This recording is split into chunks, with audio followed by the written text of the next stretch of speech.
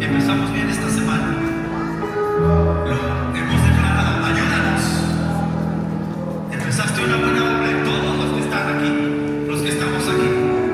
Sigue trabajando, Padre. No nos dejes caer en la provocación, en la tentación. Líbranos de todo mal. Líbranos de todo mal, Padre. Y la gloria para ti. Gracias, Señor. Gracias, porque nos va a ir bien.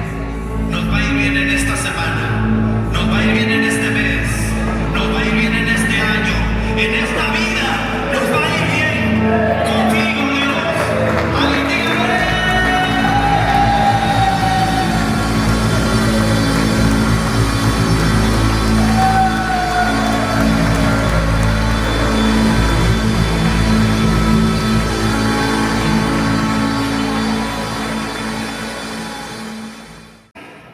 Y está hablando el Señor del pan, que es su cuerpo, y de la copa de vino, que es su sangre. Miren, cuando Dios llama a Abraham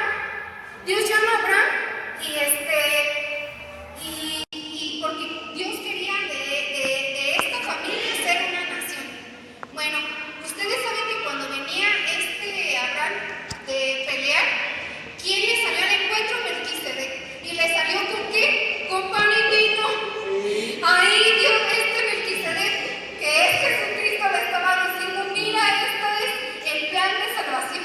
Desde allí se lo dijo a Abraham, porque era el padre de todos nosotros, ¿sí? Entonces Dios le dice ahí, le muestra, y además todavía se lo confirmó más cuando le dice: entrégame a tu hijo.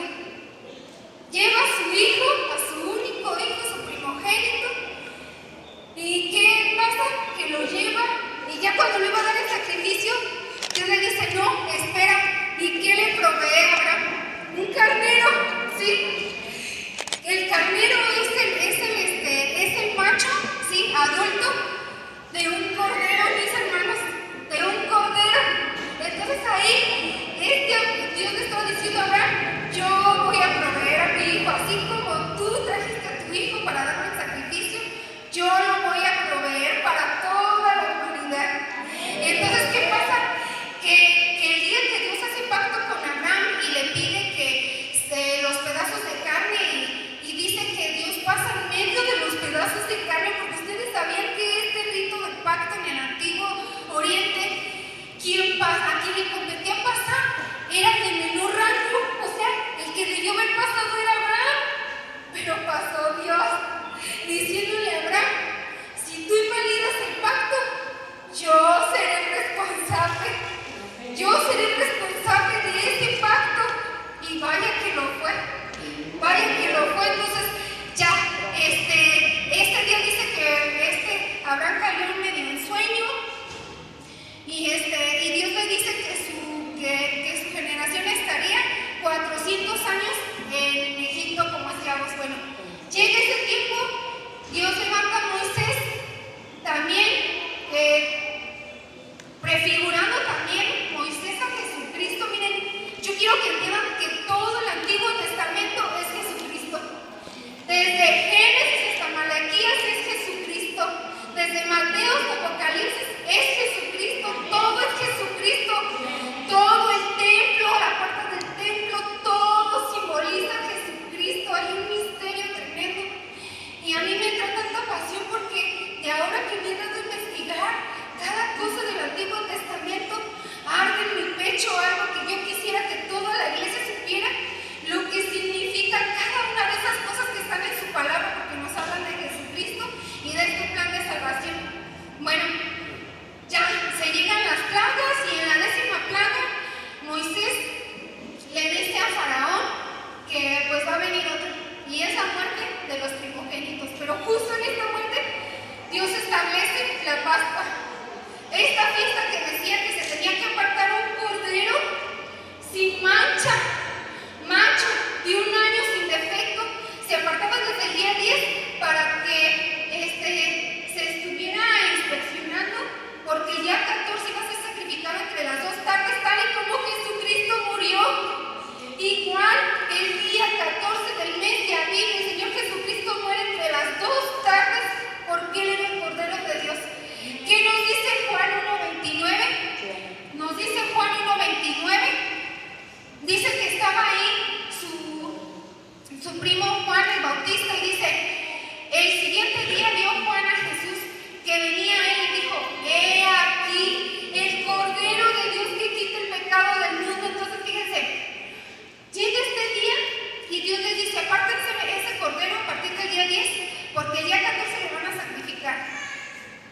sacrifican y su sangre iba a ser derramada en los dinteles de la puerta. ¿Sí? Miren, si ustedes ven cómo eran las puertas de Egipto, ustedes se van a dar cuenta que los dinteles de las puertas y los postes tenían jeroglíficos. Espero lo estoy diciendo bien. Pues esos jeroglíficos ahí tenían sus dioses, sus deidades. Fíjense, todo el significado que tiene todo esto. Ese corderito macho sin defecto tenía que ser así porque simbolizaba al Señor Jesucristo y para que el pueblo de Israel entendiera que había un plan de salvación para la humanidad. Y desde ese tiempo Dios ya se los estaba revelando a ellos, nada más que había ceguera en sus ojos. Bueno, ya, Dios ese día, ellos obedecen y ponen de este corderito sin defecto su sangre. Y fíjense lo que dice aquí en Éxodo. Éxodo, déjenme les digo rápido. Gloria a Dios. Señor, ayúdanos con el tiempo. Así como aquella vez Josué oró y que se detuviera el tiempo, así, miren, que se extienda todo el tiempo para que alcancemos a escuchar esta palabra, porque miren, a mí me interesa para que cuando levanten la copa de vino y el pan, lo beban con entendimiento y se gocen juntamente conmigo. Dice, Gloria a Dios. Éxodo,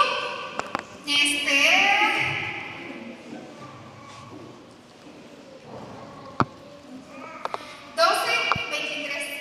Éxodo 12:23 dice, pongan atención, Gloria a Dios. porque Jehová pasará hiriendo a los egipcios y cuando vean la sangre en el dintel, en los dos postes, pongan atención, pasará Jehová aquella puerta y no dejará entrar al heridor en nuestras casas para herir. Fíjense, pasará Jehová aquella puerta y no dejará entrar al heridor para herir. Fíjense, ese día ellos estaban cenando, iban a cenar. Esa es la fiesta de los panes sin levadura. Miren, la Pascua es el sacrificio del Cordero a las 3 de la tarde. Eso es. Levítico 23, ahí encuentran todas estas fiestas de las que yo les estoy hablando, y Éxodo 12, que fue la primera vez que Dios instituyó la Pascua. Bueno, llegan, dice el Señor aquí, dice que Jehová pasará aquella puerta. Bueno, ellos estaban cenando. ¿Qué estaban cenando? El cordero que habían sacrificado, y Dios les dijo, porque el día 15, porque eso fue la noche, iban a comerse ese cordero asado con hierbas amargas y pan, esos panes sin levadura. Y fíjense, nuevamente el pan, ¿sí? Ahora el pan y el vino, que era la sangre derramada. Y si ustedes investigan cómo es que celebraban los judíos en aquel tiempo la Pascua, ellos tomaban 4 copas de vino también. Nuevamente el pan y el vino. Lo mismo con lo que le salió Melquisedec a Abraham, con pan y vino. Y cuando dice se instituyen la Pascua, también hay pan y hay vino. ¿Sí? ¿Hasta aquí vamos entendiendo? Gloria a Dios. Ahora fíjense, llega el pueblo, ya sale el pueblo de Israel. Ese día Dios los libró, no hubo muerte. Lo mismo que hizo el Señor Jesucristo. Una vez que venimos a Él nos libra de la muerte segunda. ¿Sí? ¿Por qué? Porque vamos a vivir una vida eterna junto con Él. Y lo mismo pasó en Egipto. Ellos salen, pero fíjense, hay un detalle importante, que ellos salen de noche. Pongan atención a todas estas claves, Éxodo 12:31 dice, e hizo llamar Moisés a Aarón de noche y les dijo, salid en medio de mi pueblo vosotros y los hijos de Israel, e id, servid a Jehová, como habéis dicho. Y unos versículos antes dice que fue a la medianoche que pasó el heridor a herir y a matar a todo primogénito.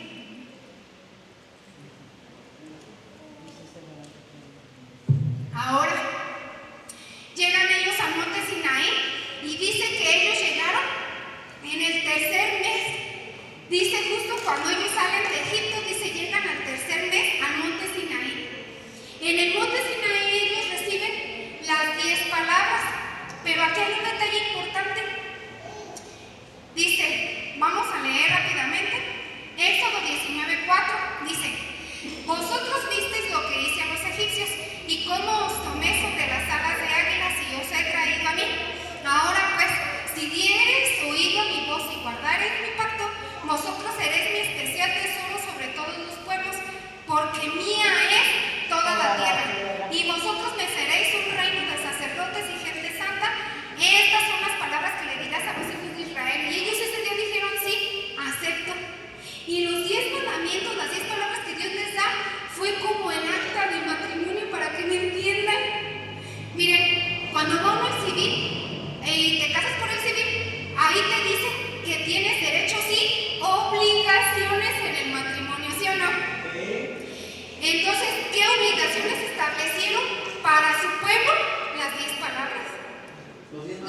mandamientos, porque esos son 10 palabras que Dios les dio al pueblo, que tenían que obedecer porque ahora ellos eran su esposa, y lo vamos a comprobar para que vean que realmente ese día Dios los tomó a ellos como su esposa, y lo vamos a leer en Jeremías 31.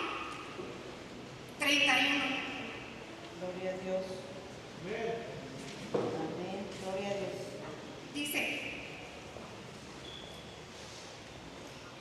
He aquí que vienen días, dice Jehová, en los cuales haré nuevo pacto con la casa de Israel y con la casa de Judá, no como el pacto que hice con sus padres el día que tomé su mano para sacarlos de la tierra de Egipto, porque ellos invalidaron mi pacto. ¿Y qué dice? Aunque fui yo un marido para ellos, dice Jehová. Ese día que ellos pisaron el monte Sinaí y dijeron sí acepto, fue un matrimonio legal de su pueblo con Dios.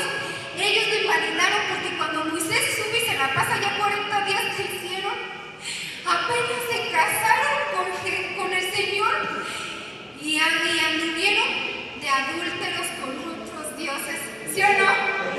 El becerro de oro, fíjense, y dice su hermano Aarón, pues yo echo el oro y salió el becerro. ¿Salió el becerro? Fíjense, luego, ¿cómo se hubieran sentido ustedes que luego su esposa a los 40 días de que se casan les hubiera sido infiel? Eso fue lo que pasó, invalidaron el pacto con el Señor en esa ocasión. Bueno, les voy a leer algo de contexto histórico para que vayamos entendiendo cómo es que esto de la Santa Cena nos representa a nosotros también como esposa del Señor. Fíjense, porque todo esto que el Señor Jesucristo hizo el día de la Santa Cena fue la representación de todo lo que había pasado anteriormente, pero ahora, ¿qué dice Jeremías? Un nuevo pacto. Y igual, fíjense, les voy a leer el contexto histórico de las bodas en el tiempo de Jesús. Todas esas parábolas que el Señor Jesucristo hablaba y todo lo que Él decía, Él lo representaba por cosas, costumbres a los que ellos estaban pues acostumbrados a hacer para que ellos entendieran, y aún así no entendían, ¿sí o no? Todas las parábolas eran referentes, que sea pastores, que sea cosas que ellos hacían, que sea la siembra, para que ellos entendieran. Bueno, pues vamos a leer este contexto histórico sobre lo que eran las bodas en el tiempo de Jesús rápidamente, para seguir leyendo los demás versículos y entendamos lo que es el día de hoy, la cena del Señor. Dice, bodas en tiempos de Jesús. El novio, fíjense bien, ofrecía una copa de vino a la novia como propuesta de alianza. Si ella bebía, aceptaba el pacto. Esto los unía legalmente, requiriendo divorcio para disolverlo, aunque ella se quedaba en la casa de sus padres mientras él construía la cámara nupcial. Fíjense, ahorita les voy a leer todos los versículos a los que el Señor Jesucristo hace referencia a esto. ¿Sí les va batiendo ahorita lo que estoy leyendo? ¿Por qué el Señor Jesucristo levantó esa copa? Dice, las bodas en tiempo de Jesús eran eventos sociales trascendentes que duraban hasta una semana completa. El proceso constaba de 2 etapas fundamentales: el kirusim, que era el compromiso oficial, que era en esta ocasión que bebían esta copa de vino, eso era el compromiso, y el nisuim, la consumación y el traslado de la novia a la casa del novio, acompañadas de grandes banquetes, música y procesiones nocturnas.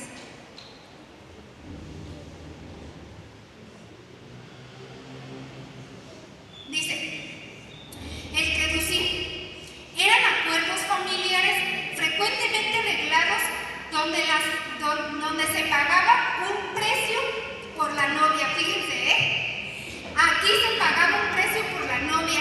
Hagan de cuenta que venía el novio con su papá, llegaban a la casa de la novia y ellos ya traían una dote. Cuando ellos hablaban con el papá de la novia, ellos establecían el precio a pagar, que era esta dote. Y cuando el papá estaba de acuerdo, decía, decir, o el papá decía, no, yo quiero $1,000,000 por mi hija. Y el novio decía, está bien, y el papá de la novia también decía, está bien, y el papá del novio se realizaba el compromiso. Se mandaba a llamar a la novia y le servían una copa de vino, y si la novia lo tomaba y el novio también, los dos estaban ya comprometidos como esposos. Después,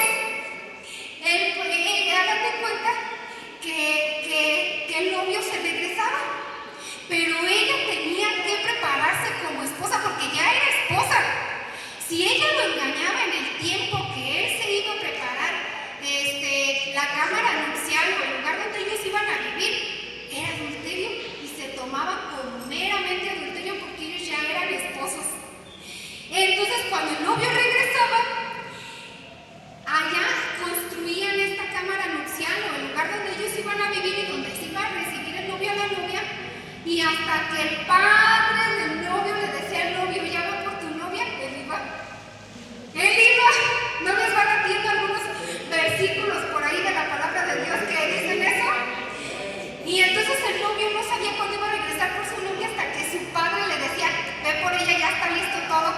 Porque el padre supervisaba que todo estuviera bien y listo para que su hijo pudiera ir por su novia. Y mientras la novia, ¿qué hacía? La novia lo que hacía era, dice, previamente a la boda, la novia debía purificarse debidamente en un mikvato, a ver si lo estoy diciendo bien, baño ritual. Por su parte, el novio debía preparar la habitación nupcial o la cupa. Dice, finalmente llegaba el día de la boda. La ceremonia en sí consistía en conducir a la novia a la casa del novio. ¿Pero qué creen? Híjole, que el novio tenía amigos y sus amigos, los amigos del novio,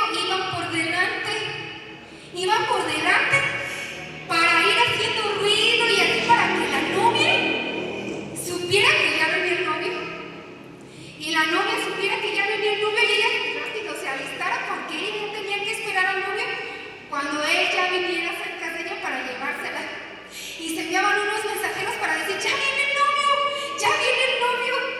Y entonces la novia, ay sí, rápido, y se alistaba y los invitados ya estaban allí en la casa de la novia porque era como una, ¿cómo se le dice a eso?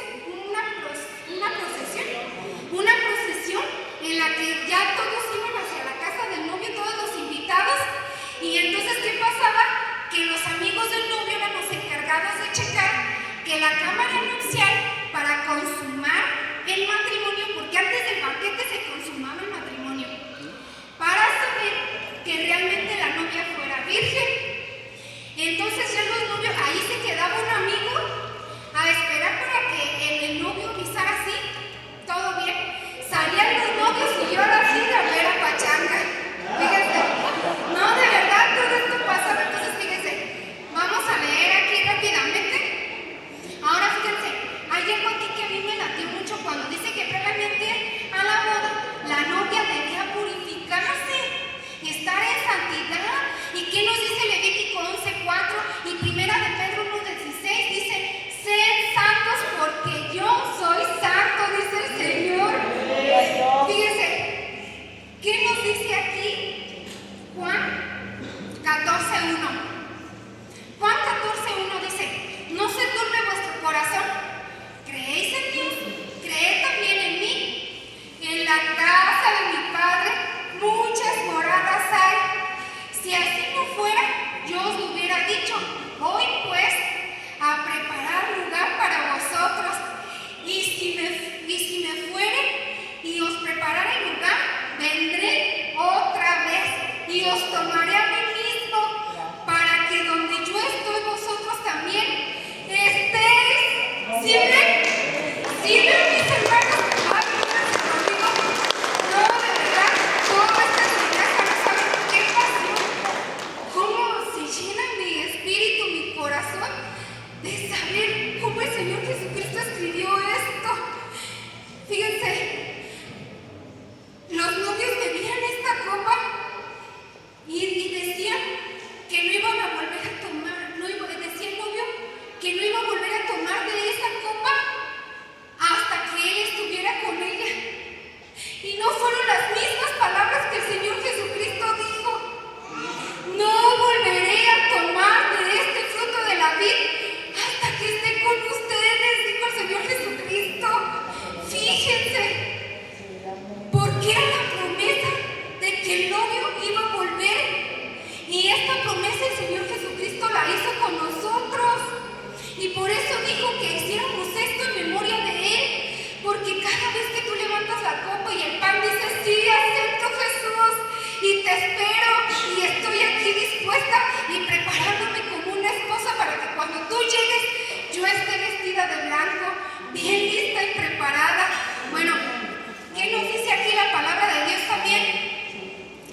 Dice en Mateo 25:6, cuando está hablando el Señor Jesucristo de la parábola de las 10 vírgenes, Mateo 25:6 dice, y a la medianoche se oyó un clamor. A ver, a la medianoche pasó el heridor en Egipto y en la noche salieron el pueblo de Israel de Egipto. Y aquí dice, y a la medianoche se oyó un clamor, aquí viene el esposo, salid a recibirle. Entonces todas aquellas vírgenes se levantaron y arreglaron sus lámparas. Miren, ellas tenían que traer lámparas porque era de noche cuando el novio venía por la novia. Y iban con las lámparas alumbrando el camino. Miren, ahora nosotros, ¿qué nos dio el Señor Jesucristo? Su Espíritu. Su Espíritu Santo nos lo dio. Miren, vamos a leer. Vamos a leer. Gloria a Dios. Gracias, Señor. Gracias, Señor. Gracias. Vamos a leer Efesios 1, 13, 14. Dice, vi un cielo nuevo y una... Ay, no. Es Efesios 1, 13, 14. Dice, en él también vosotros, habiendo oído la palabra de verdad, el Evangelio, ¿saben ustedes qué significa la palabra Evangelio? Buenas noticias. Eso quiere decir la palabra Evangelio. Buenas noticias. Dice, en él también vosotros, habiendo oído la palabra de verdad, el Evangelio de vuestra salvación, y habiendo creído en él, fuiste sellados con el Espíritu Santo de la promesa. Fíjense que, híjole, Dios tenía todo meticulosamente ya preparado. Y el día que nosotros venimos a sus pies y le aceptamos y le recibimos, háganse cuenta que Él deposita sobre nosotros ese anillo de compromiso. Porque el anillo de compromiso es el que representa a una mujer ya está comprometida y ningún otro hombre puede voltear a verla ni hablarla, ni comprometerla, ni decirle, ay, tú me gustas o así, porque el anillo representa que ella ya está comprometida. Entonces, el día que el Señor Jesucristo regrese, todos los que tengan el sello de su Espíritu y su anillo de compromiso, se van a ir con Él. ¿Sí o no? Entonces, fíjense, y dice aquí, dice, con los cuales fuiste sellados al Espíritu Santo de la promesa, que Él las arras de vuestra herencia, hasta la redención de la posesión adquirida para la alabanza de su gloria. Y arras quiere decir, fíjense, viene del griego arragón y también de origen hebreo, número 6162 de la concordancia Strong, que quiere decir promesa. Es decir, pongan atención, parte del dinero de compra o propiedad que se daba por adelantado como garantía. ¿Y qué les dije? Que cuando el novio venía, él tenía que pagar el precio por su novia. ¿Y qué hizo el Señor Jesucristo con su muerte? Pagó un precio, y un precio costoso, para que tú y yo hoy tengamos vida eterna y salvación. Y podamos esperar a nuestro esposo. Ya terminó el tiempo, pero no sé si me deje leer 3 versículos más, pastor. Ya terminó la media hora que les dije, es que esto es muy largo. Pero rápidamente. Gloria a Dios. Gracias, Señor. Acuérdense entonces que ese día que se comprometían, el esposo ya no volvía a tomar. Y ahí está la palabra de Dios, donde el Señor Jesucristo dijo que no iba a volver a tomar de la copa de vino hasta que estuviera con nosotros. ¿Sí? Amén. Y luego dice, Apocalipsis 3:20, he aquí yo estoy a la puerta y llamo. Si alguno oye mi voz y abre la puerta, entraré a él y cenaré con él y él conmigo. ¿Qué pasó en Egipto? Dice que el Señor pasó la puerta para no dejar entrar al heridor, y era la hora en que ellos estaban cenando el cordero. ¿Sí se fijan? Toda la palabra de Dios está entrelazada, mis hermanos, y eso es lo que yo quiero que